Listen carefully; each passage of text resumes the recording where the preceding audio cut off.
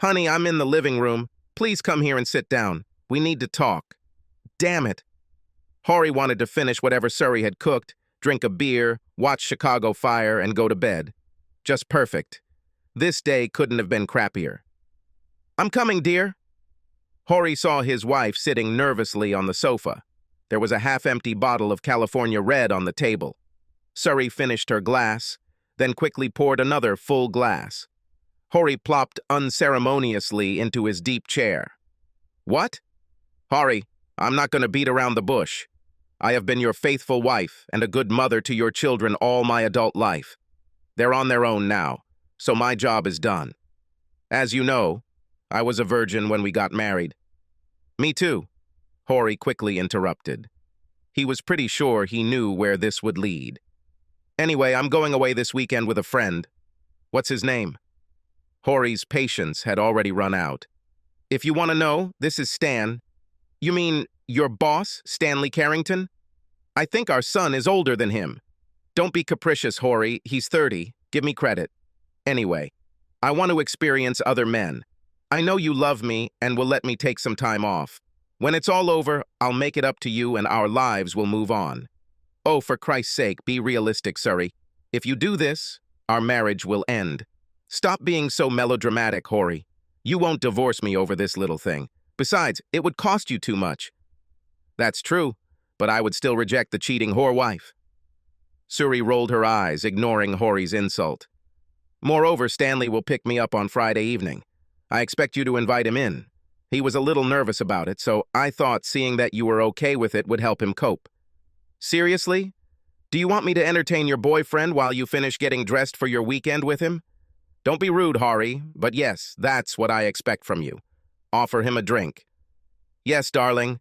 Needless to say, it was a little chilly at the Bismarck house on Friday night. Hori slept on a pull-out bed in the office. The only comment from Surrey was, "Really, Hori, you are acting so childish." At exactly 7 p.m., a new melody sounded on the doorbell. Hori, what was that terrible sound? It's the doorbell, honey. I changed the music. What is this melody? It's hauntingly familiar. It's called El Deguelo, honey. He called out to her.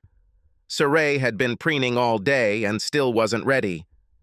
Well, I don't like it. Please change it later. Now let Stanley in. I need another 15 minutes to get ready. Offer him a drink. He loves bourbon.